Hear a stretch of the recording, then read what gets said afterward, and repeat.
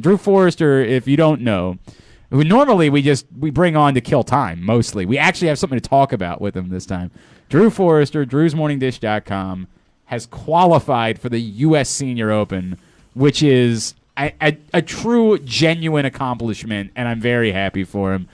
Drew KZ's here hanging out this morning. Good morning, sir. How are you? You don't sound happy for me. I can't. First of all, wait a second. Did I not genuinely send you a text?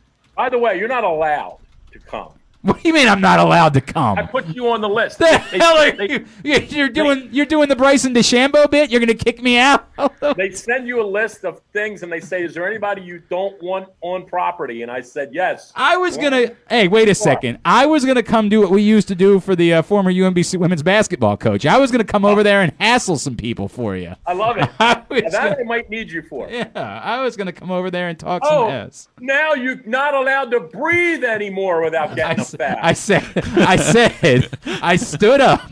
It was funny. When Drew and I used to go over to the women's basketball games at UMBC a couple times a year, and the point was for me to go over there and get after somebody. And this particular time, it was an official, and I stood up and I yelled loudly. I said, "What? You call fouls for breathing now?" And this got us the coach of the team turned around and gave me the old throat slap. Yeah. He said, "All right, let's ease up a little bit." And then he called me back sent me a text that night and said, "Hey, you're welcome to come out anytime you want." The other guy, I don't know. All right, so when we talked to you last week, you were like, maybe I could. When did you know you could actually do it? At what point did you say, holy crap, this might actually happen? Well, it's weird. It is weird. I played pretty well. We had our member guest this weekend. It kind of got rained out, and they moved it to Saturday and Sunday. And I played really good on Saturday, and I did not play very well on Sunday. I saw that on Twitter. I saw a few people saying that. I didn't play well Sunday, and I went home at like 4 o'clock, and any other time, if I had an event the next day, because the plan, I would normally not have played Sunday and then just kind of rested and hit some balls for Monday. But because the thing got moved because of the rain, I had to play Sunday. And I got home at like 4 o'clock. My family was out of town. They were in Hagerstown. So I was just there watching golf. And I'm like, I think I'm going to go to Pine Ridge and hit some balls and try to figure this out. And I don't know why, but after like 20 minutes of sitting there kind of watching TV and contemplating, I'm like, you know what? I'm not going out. Whatever I got tomorrow, I'm just going to lay here and watch TV and relax and go to bed. And I didn't go hit balls, which is totally out of my character. I would usually go hit balls and try to figure out what I was doing. And I'm like, I'm not doing it. So I got up the next day. I didn't even take a caddy with me, which again is like really out of character for an event of this magnitude. I didn't take a caddy. I carried my own bag. You're not allowed to ride. So I carried my own bag. Salt of the earth over here.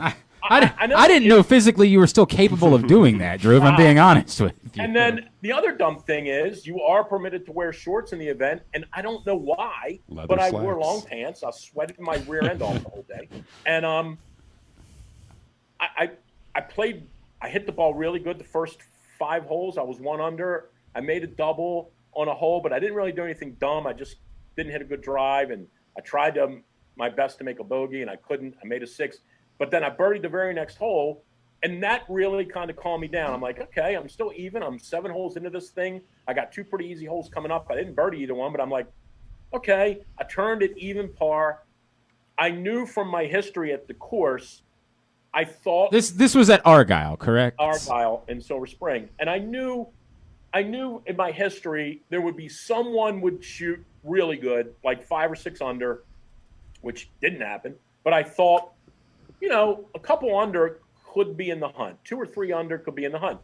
And I played really good on the back, but I didn't make any birdies, but I hit it good. And at one point, one of the guys in the group said, "Man, you are really hitting the ball well."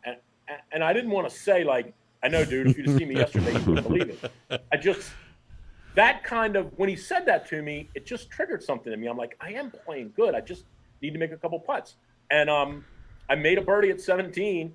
And then at 18, I hit the greatest 6-iron I've ever hit in my life to like 6 feet, and I made it. And all of a sudden, when I went to the board, there was a guy in at 3 under, which I wasn't surprised by, and I was the only other guy at 1 under. And the whole afternoon group still had to play. So I finished at 1, and all the rest of the afternoon guys were playing from 12 to 2. So I literally had 5 hours to wait. Just sit there wondering, right? So I went and took a nap in the locker room. The course was closed. All the facilities were closed, but the locker room was open. I went and took a nap, and I got up at 3, and I went and got a sandwich, and I went back and showered, and I never looked at the board. A lot of guys just sit there and refresh their phone. I never looked at the board. I went back out there at like 5 o'clock, and a guy who had shot 69 with me, not with me in my group, but in the morning wave, another guy did come in at 69. He was still sitting in the same chair he had been in when I left. So I knew he was, if he was still there, I knew you were still in it, right? And, right. So he said, "Hey, I got a chair for you here. Come in, sit down." And I'm like, "No, I've done this act before, where you wait for guys to come in, and then inevitably they come in and they beat you." So I just went and chipped and putted for like 45 minutes, and I knew, because I knew one of the guys playing near the end. I saw him on 18T, and I'm like, okay, this is the last group. And I looked around the corner, and the dude was still sitting in the rocking chair. And I'm like, holy cow, we got 2 groups left, a group on the green and a group on the tee. And sure enough, it was 3 guys for 1 spot. And I can't even begin to tell you, I've won a lot of golf tournaments, and I've had the feeling like, hey, I could definitely win this thing. But I had this really, really odd feeling when the playoffs started that I was going to win. And I can't explain it. I've never had it before. I just had this weird feeling. I'm like, you know what, dude, you're going to win this.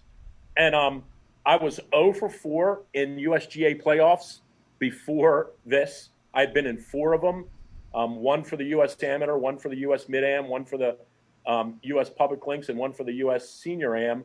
I was 0 for 4. And I don't know what it was. I really thought I was going to win. And I had a chance on all 3 of the first playoff holes to win, and I didn't make it. But on the 4th hole, I had 15 feet for birdie, and I made it. Jesus Christ. All right, so you're never going to have a caddy again, or you always going to wear a right. I was going to say, you're going to carry your own clubs, right? I mean, I'm starting to tear up now. Like, I can't explain it. I putted unbelievable, and it was just a weird thing. I never got outside of my comfort zone. I kept hitting good shots. All of a sudden we got to 17T, and I'm like, I'm 1 over. If I could birdie these last 2, and the alternate in this event, like if you're the alternate in the USAM, you almost never get in. It's filled with 18, 19, 20-year-old kids who are healthy and they don't have jobs. But when you get to this one, this is what I told the guy that I beat in the playoff. I shook his hand. I said, hey, look, I know you're disappointed.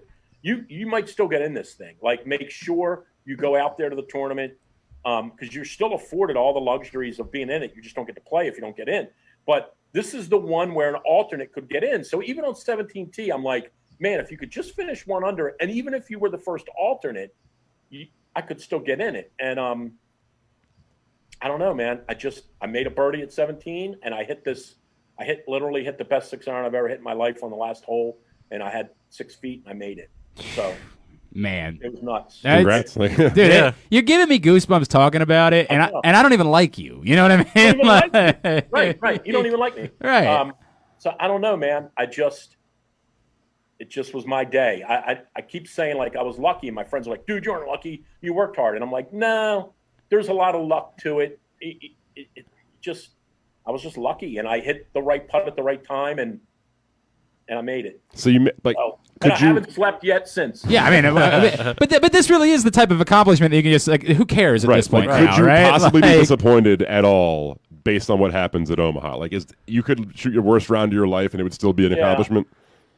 I don't think so. I mean, I want to go out there and play well. I'm representing my club, and I want to go out and in Baltimore golf kind of, and I want to go play well. And I've talked to 2 guys that I know who played in it before. who are amateurs from this area. 2 guys have made it. And they both said the same thing.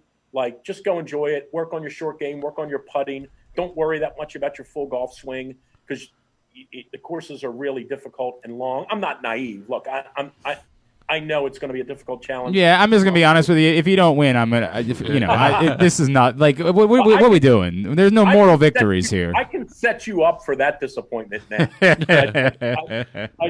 I've dreamed a lot of big dreams in my life. This is not one I'm dreaming about. Yeah. But I do want to, I do have a goal of I would like to try and make the cut. I think it would really be phenomenal to play all 4 days. I am playing a practice round with Bernard Langer. Shut up. Wait. Shut up. Tell me about that. I'm really excited. My friend Larry Moody, who's the PGA Tour chaplain, is very, very close to Bernard Langer. And he sent me a text on Monday night and congratulated me and said, he calls him Bernie. He said, how would you like to play with Bernie on Monday, July the 5th? You got to be kidding me. You got to be That's kidding awesome. me, dude. So the joke that I made on Twitter that's actually going to happen. Like it is going to happen. That was a prophecy of yours that came true.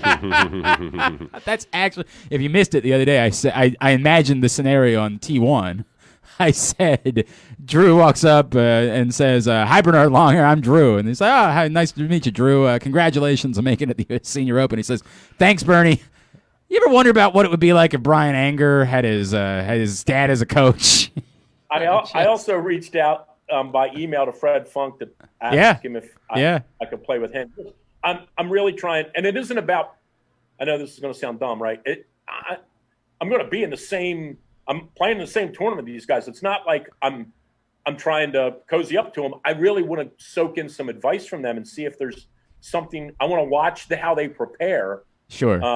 Langer's obviously one of the greatest players of our lifetime. He won the Masters twice. He's a dominant player on the Champions Tour. I really am anxious to see how he prepares for the event. And the same for Fred Funk. Fred obviously is a local guy. 8-time winner on the PGA Tour, won the Players. I know of him. I mean, I've met him a couple of times. So I'm just looking to steal and soak up any advice I can from these guys because they're obviously great players, and I'm just a guy that made it. But it'll be fun for sure. Yeah, it'll be fun. It's surreal, is what it is. It's surreal. Who are you like? Are like is Ethan coming out with you? Like, how are you handling? Now you're definitely going to make me cry. So my whole family is. Ethan's going to come out with me the whole time. I think my wife. Ethan went with me when I was an alternate for the. Yeah, I remember that. Yeah. And they loved him more than they loved me. He ate. In fairness, so do the rest of us. Let's be fair. That's not unique. He ate them out of Gatorade and ice cream for 3 days, and they loved him. And they do such a great job of treating you well, and they treat your family well. And so he's going to go out with me. And I do have one really funny story though about what happened on Monday. I sent him a text. He has a cell phone now. I just brought him home from the hospital 3 weeks ago. Now he has a cell phone. Yeah, of course. I sent him a text and I said, hey, I'm in a 3-for-1 playoff. And I'll let you know how it goes. Tell Mom I'll text you guys when I'm done. And he said, where is the tournament? And I swear to you, I did not know where the golf tournament was. No, stop. I swear. I did not know where it was. I knew where the U.S. Senior Amateur is because it's the home of 311. We were just talking about it last week. A friend of mine is his son is the head pro at Country Club Detroit, which is where the Senior Amateur is. I didn't know. I looked it up. And I said it's in Omaha, Nebraska. And 5 minutes later, he sends me a text and he says, I've already checked out the flight. And I sent him a text and said, Ethan, do not check the internet anymore until I get back. Correct. You stay away from that internet. There's a lot of things going on there. Are you insane? You stay checking away. the internet for flights when I haven't made it yet? Yeah, right. Oh, It's called confidence, Drew. Yeah, right. It's called confidence. He believes in you. Yeah, right. This is not a bad thing. I know. Some people actually believe. My wife and daughter will come out Tuesday, and it'll be amazing. I'm so happy that Ethan still remembers Raleigh or Durham and still talks about it. Like he definitely will remember it forever. But this one, they're both old enough to remember it, and so it's going to be really fun. Give me your dream threesome, and I don't mean like I don't mean Derek Lowe and Bruce Springsteen. Yeah. Give me. I already interviewed her once, Jennifer Garner. I told her she was remember? We had a really awkward. By the way, what I said to her? I said, a lot of people think you're pretty, yeah. and I now realize you really are. You pretty. really are pretty. By the way, they came over. They're like, you cannot talk to her about Ben Affleck, and I was like, what? Okay, like. I would say that my honestly, my hero, my golfing hero, my whole life was always Fred Couples. Okay. I played links clubs. I had his poster. I was a Fred Couples nerd. I have thought about, like, if I see him, I do think I'm going to say something to him like, hey, Freddie, just, I'm just a guy from Baltimore, but dude, you were really important to me. I would love to play with him. Honestly, I probably would like to play with Langer or Lehman. They're both very involved with Fellowship of Christian Athletes nationally. I probably would love to play with one of those two guys. So Langer and some combination of Langer, Couples, and Lehman. And Lehman. Yeah. Would be cool. What about what if it's Daly? Like what? Is he even in the field? Is he not in the field? I don't know. Oh, I just sort of assumed. He was in all of these. Yeah, I don't know if he is or not. All right. Well, then never mind. Although, what if he is? Wait a second. Same question. What if he is? If you look back at the history of the event, I do not have on the national landscape. I do not have a storied resume like Jeff Wilson, who qualified again out of California. Like we don't know who Jeff Wilson is around these parts. We totally whoever. But he'll get, of the amateurs, Jeff Wilson's the kind of guy that will potentially get a legitimate pairing. I'll get grouped with two other amateurs for sure, which in my mind really is kind of good for me. You don't have to deal with the pressure of.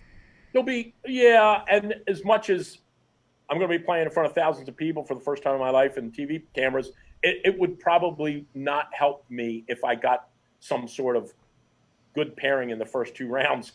I know it sounds weird, but I would rather play in anonymity if I can, because it's the only way I've known how to play golf, right? I think in my life, one year I played at the Maryland Open in front of 100 people. And it's the biggest crowd you ever played in front of. Even that's unsettling. Yeah, I hear you. I some of us have faith in you. Some of us actually believe in you and think you can do it. Me and Ethan. It's always been us. It's I've always been in your corner. That's always been. Boy, don't I know that? I have always been in your corner. What's success? What is it? What do you go do at the U.S. Senior Open and you say this means I accomplished something? Probably. Thanks, John. Thank you. Probably, two things happen if you make the cut as an amateur at the U.S. Senior. You get an invite to the British Amateur. I do already have an invite to the British Senior Amateur. Shut the F up. Wait a second. How did that work? I know. Because if you make the cut, if you make the U.S. Open as an U.S. Senior Open as an amateur, they have a relationship with the British R&A. So I do have an invite to that, but I haven't even really investigated if I would go or not. Wait a second. Why in the world would you not go? I don't know. I honestly, I just haven't thought about it. I've had so much on my mind. I haven't really looked at the details of it. But if I make the cut, the good news is I do get a 3-year exemption into the U.S. Senior Amateur, which in my world, I know, and I'm not naive. I know this is a big deal, but in my world, the U.S. Senior Amateur is a really significant event for me because I'm playing against all amateurs. You have a chance, right? Yeah. So if I could make the cut and get in that for 3 years without having to qualify, that would really, really be awesome. So, I think success would be for me to make the cut. I realize that. I think I looked back yesterday. I gotta be honest with you. This sounds like loser talk to me. I'm just being honest with you. This sounds like loser talk. You got to look at the stats and you got to look back over the years. And I went back and looked. A handful of amateurs do make the cut. I mean, I'm not suggesting that it's impossible, but it's you're talking about 80 exempt players who are the best senior golfers in the world. Yeah. And only 60 guys make the cut from that, right? So it's a tough task. The golf course is apparently very difficult, but it's difficult for everybody. But What traditionally do you have to shoot to make the cut?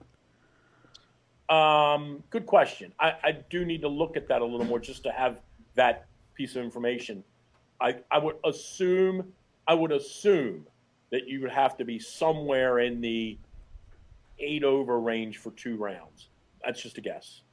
And I would have to look more deeply at what the par is. This is a par 70, 6,900-yard golf course, very similar to Baltimore Country Club. So if I went over to Baltimore Country Club today and played it at 7,000 yards, par 70, I would have to play really, really well to shoot 150 for 2 rounds.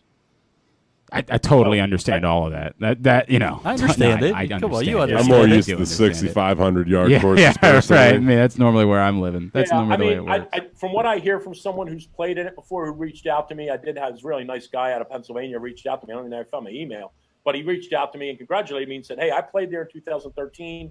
I've got some books and stuff I can send you. The short holes are all uphill and the long holes are downhill." So that was kind of comforting to hear. Because I'm looking at a 505-yard par 4, which is pretty stout. Does sound kind of nuts, yeah. But if it's downhill, then it might play more like 450, and I can handle that. All right, yeah, sure. Yeah, no, totally. I know exactly what you're talking about. All right, Drew Forrester, drewsmorningdish.com is with us. So this is definitely not just like an elaborate prank, right? Like this is not Dude, like... Everybody keeps saying to me, "Have you slept?" And I say, the reason I haven't slept is I'm really afraid it's a dream. Right? You just wake up and you're like, oh, right. Yeah, I'm not actually playing in the U.S. Senior Open. That's insane. I definitely have used the Bubba Watson line when he won the Masters and Jim Nance said, did you ever in your dreams think this would happen? And Bubba Watson said, I never even had a dream this big. Right. I mean, I always thought I could get in. I played really, really well a few years ago up in Philly. And I was in until the last 2 groups, and then 2 guys came in and knocked me out, and it crushed me because I was so close to getting in. And I look, it's golf, right? Anything could happen. I beat guys. I'm not dumb, and I wrote this the other day. Like, I'm not naive. I was not the 3rd best player in the field. There were players from the Champions Tour there who had just made $30,000 on Sunday playing in Virginia. I know where I stand. 100%. I'm a realist. I preach that to my golf team all the time. Like, you got to know who you are. But I was the 3rd best guy that day, and that's all that matters. And I think if I get there and I get comfortable, I got a lot of work to do to get comfortable on the golf course. But I'm capable of playing well on any given day, and I'm also capable, like most other guys, of not playing well. And I just got to try to get the mental part of it is probably the most important thing. I just got to enjoy it and stay kind of relaxed. And I really do. I got a really good piece of advice from one of the guys who said, "Dude, you're going to come back home, by the way, and you're going to just be a regular guy." Right. Like, right. This is not your life. It's not like there's $100,000 at stake, and if you don't win, you're broke. He's like, the best thing is you're going to fly home no matter what you do, and you're just going to drive back into your driveway, and you're going to just be back home. And the more I think about that, the more it eases me and makes me feel better. I'm just going to come back and have to deal with you the following month. Correct. I mean, nothing. And by the way, and I won't care. Right? Like, I care right now, but I'm not. I know. By the way, I make this promise: if you don't win, I'll never watch the U.S. Senior Open again. That's a promise that I'm making. Well, maybe this one will be the one that gets me ready for the one I win. Yeah, something like that. What network is it on? The Golf Channel? No, it's NBC. Yeah, they have all the U.S. Opens. They have all. Oh no, it's right. No, it's Fox. No, it's NBC. It's NBC. NBC's got all the U.S. Opens. Yes, anything related to the U.S. Open. Fox 3 years and said, "Yeah, are you going to keep sending Joe Buck out?" Right, and yeah, they bailed on that, and so it's back to NBC. So like this weekend's on all the U.S. Opens are on NBC, and the Golf Channel because it's there. Right. They own the Golf Channel. Right. So the important things. One, John Proctor wants to congratulate you for doing this in your 31st year of eligibility for the Senior Open. So Proctor can't even just say nice job. Congratulations on that. Someone that we all know said, I would really like to do a skit about how our old employer would have reacted to the news that Drew made it to the U.S. Senior Open. And I thought about that for a second, and I said, I think it would sound something like this. Dude, I know golf. I met Jack Nicklaus once. Like, I know golf. How's it going to help us feed our families? He would have definitely said to me, dude, this is a week without pay. You know, Correct, 100%. Oh, you mean it's going to cost me $4,000 to go out there and I don't get paid? Yeah. Well, that's good. That's exactly the way that would work. Right. I got that message as well. It's a golf tournament. Are you really going to take off work for a golf tournament? Correct. We got things. How's that going to get Ethan diapers? How's that? How's that going to get Ethan diapers? Would be the way that it would be responded to. It would not have gone over well. And then this is from Chris. We were talking about this last week when you came up short. What did you ever think about doing the bit where you yelled something at somebody else who was playing to try to make it in? Oh, right. We were just talking about that last week. I was on my best behavior. You got in anyway. You didn't need to. I got in anyway. You didn't need to. God, you didn't need to. God is great. God made sure. I did. It was kind of funny. We have this prayer that we say before all the Coward Hall matches, and part of it is, it's just like 30 seconds, but part of it is that win or lose, give us the ability to handle winning and losing with humility and grace. And I sat in this chair. They were getting the playoff ready and getting the marshals situated, and I sat in the chair and I read it. And I don't know if that's what comforted me. I'm like, God, whatever, just if it's good, take care of me, and if it's bad, take care of me. Like, just take care of me. And I don't know, it just kind of calmed me down. And it was a weird experience. I just can't say enough, like, how weird it was that I had this feeling that I was going to win. I just can't explain it. And maybe this is the feeling Tiger gets maybe that's why these guys are all great players, because somehow they do have this in them, and they feel it and they act on it. And I only got it one time ever, but That's cool. Definitely had it. That's really cool. I'm trying to figure out a way to take it with me to Omaha. Yeah, right. Seriously, you should try to work on that. This might be the line of the day, by the way. This is from Andrew. Andrew says, Glenn, if I'm being honest, 10 years ago, I probably would have called into the three of you guys and said, what do you guys know about sports anyway? Now look at where you are. Drew's in the U.S. Senior Open. Ken's the coach of the year. And you're the 25th fastest man in Annapolis. That's correct. Wait. Ken, coach of the year for softball? Yeah. For soccer? Softball? Softball. Awesome, Ken. Way to go, man. Thank you. Look at all these accomplishments. Look at all of the very similar accomplishments. Yes, very all similar. of them. Athletic accomplishments. Wait a minute. And Kyle's the 25th fastest No, man? I am, Drew. I'm the 25th fastest man in Annapolis. If Glenn and I were to race, though, I'd beat him.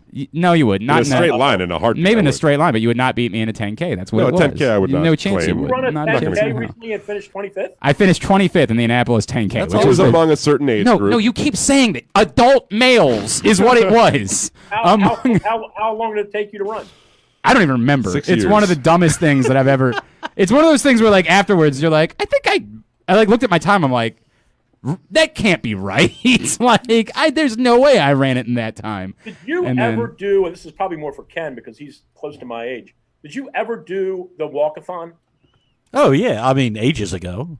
You remember it, right, Ken? Yeah. No, Glenn, you never did it. No, I don't know what it is. I know nothing about it. So the walkathon was every October, and you walked 26 miles, right, Ken? Yep. And you raised money for muscular MS. So you walked 26 miles, right? And you did it in a day, or you tried to. And and it was exactly what you just said. You got about 8 miles in, and you're like, hey, look, I feel terrible for these kids. I hope we can come up with a way to fix this, but this was a bad decision. Like every time. Oh.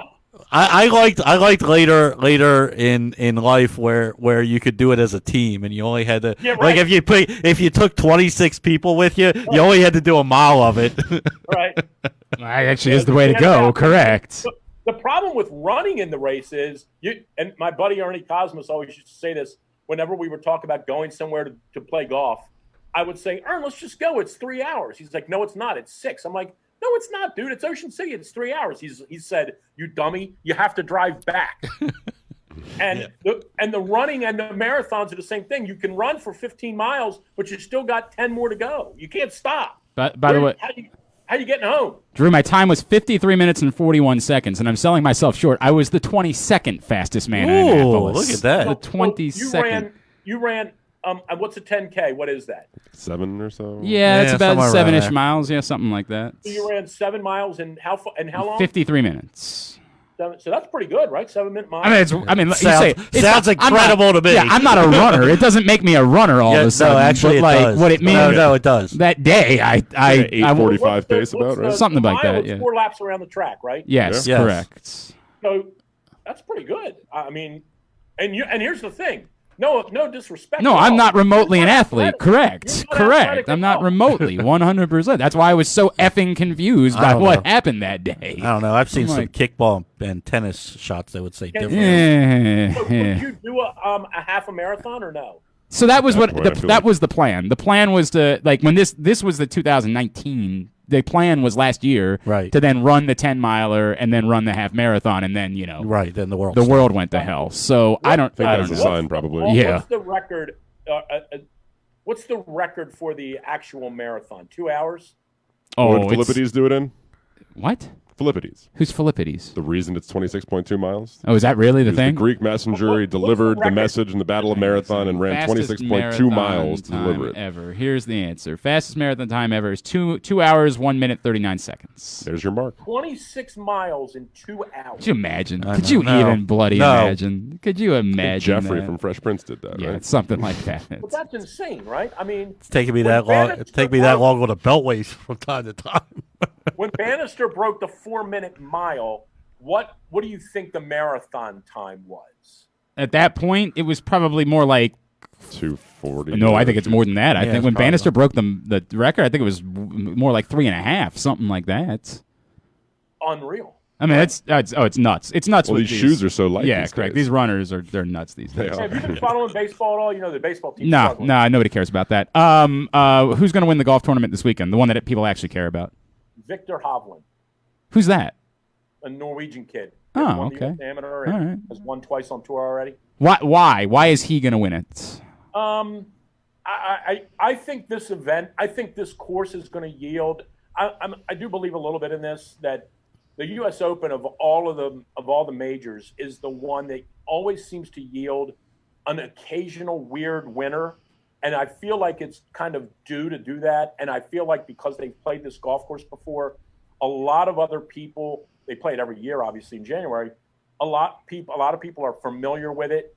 I don't think one of the favorites is going to win. I think I did a top 12. I mean, my top 12 is kind of littered with guys that, not that you haven't heard of, but that would be surprise winners. And I think the one thing that you've seen in the U.S. Open over the last few years is it's definitely become a tournament of people that hit the ball a long way and people that have steep golf swings because of how you get the ball out of the rough. That's why DeChambeau was so great last year at Winged Foot. Wouldn't surprise me at all to see him win again. Guys with steep golf swings that can force the ball out of the rough have a better chance than guys with which the modern swing is more flat. I think those guys are going to have a tough time there this week. Did they really avoid pairing those two guys up, or is that like a non-story that we're trying to make into a story? It's a non-story. For the last, you could go back and look at this, but for the last decade, they've paired the Open champ, the Masters champ, and the U.S. Am champ together. They were always going to do that. They were never going to pair these two jerks together. They just weren't. And Brad Faxon obviously now has got a lot of egg on his face for going on the radio and saying that they called DeChambeau and he said no. They never called either one of those guys, and they would never give them a favorable pairing or unfavorable pairing. So it's a non-story. They were always going to pair. I didn't even see who Kep was playing with, but they were always going to pair DeChambeau, Matsuyama, and Strafasi together. Always. Okay. All right. I believe you, and that sounds like something I've heard before, so I'll choose to believe you on that. So why would Faxon have said that? That's a really weird bit. I don't know. Yeah, It was a bad look on his part. Yeah. I mean, I don't know if he's a Koepka lover and he was trying to paint DeChambeau as a bad guy. I don't know. It's so. But he is, right? DeChambeau, I'm not saying that Koepka is a good guy, but DeChambeau is a bad guy, right? I actually think, and I don't know how you're going to chronicle that as in bad guy.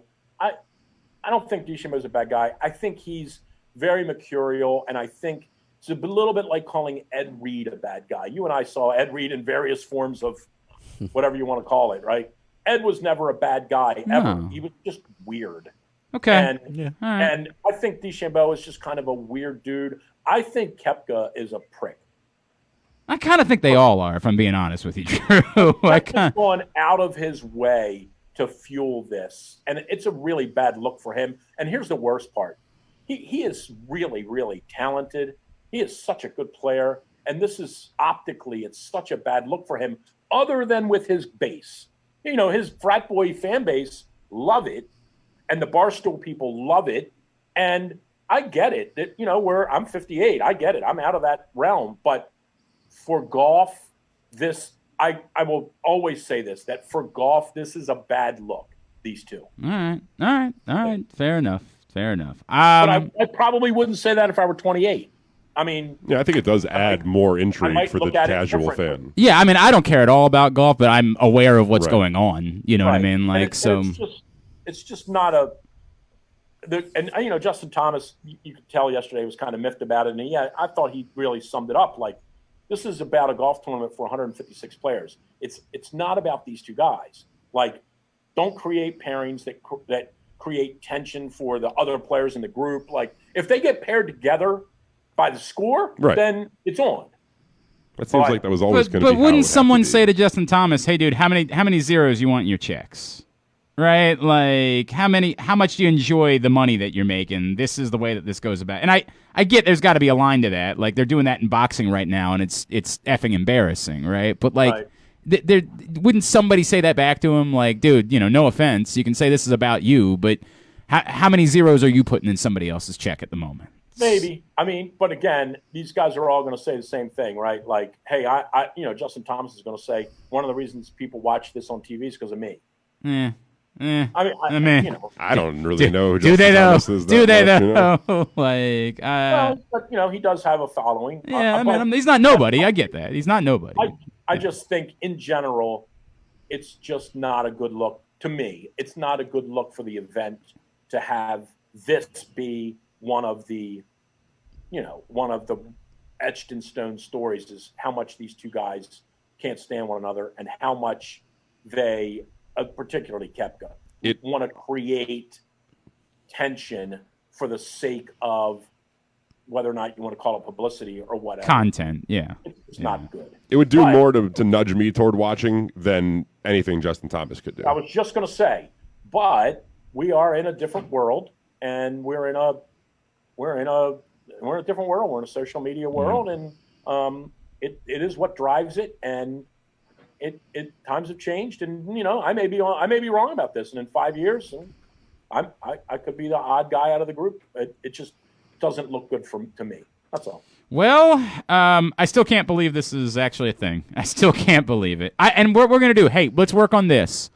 Let's work on, like, people donating $1 per stroke you play. Something that we do to raise some money for Helping Up Mission through you playing in the Senior Open. Let's work on... I'm definitely up for that. Let's work between now and next Wednesday. Let's come up with a strategy to have everybody donate $1 per whatever. Or For every bogey you do, you got to donate double. Wait, okay, we'll work on. Settle down, settle down. I just want to get an idea. All right, so let's you and I work on that this week, and we'll figure out a way that we can do some good with this too. On top of it. That's really good. Let me I need to verify that that's permissible. I'm sure it is for professionals. I got to check that that's permissible, and if it is, I may be able to get Royal Farms and Glory Days to chip in and help out too. All right. You get an answer on that. Get an answer on that. And if you can't, then I can still do it anyway, right? Like, if you can't, I can still coordinate something. But if you can make it official, then work on that, and we'll do something with that. Can we get you a Chicken Palooza golf shirt for the tournament? Yeah, right, something like that. Can't do that. Then I am. You're definitely not an amateur at that point. There's no doubt. All right, buddy. I'm very happy for you. Genuinely quite happy for you. It's an incredible accomplishment, my friend. I appreciate it. it'll be fun, and I don't know, I'm just blessed. It really happened cool. to me, and I made some putts when I needed to make them. It's really cool, man. All right, bud. We'll talk to you next week. Peace. See you, boys.